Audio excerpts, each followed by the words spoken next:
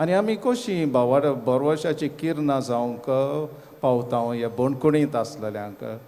पयलीं आमचें मौन आसूंक जाय. बोणकूण म्हणल्यार कितें? एक घर थंय रावतात ताचें सुदारणी करपाचें, तांकां शिकोवप दिवपाचें, कावन्सिलींग करून आपल्या जिवितांत बदलणी हाडपाचें, ताच्या मनीसपणाचो हक्क राखपाचें घर.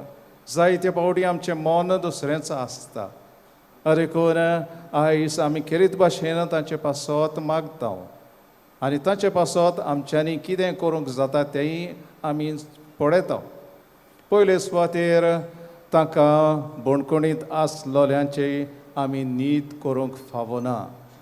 नीत देव करतलो, ताचेर फर्मोण मारूंक फावना.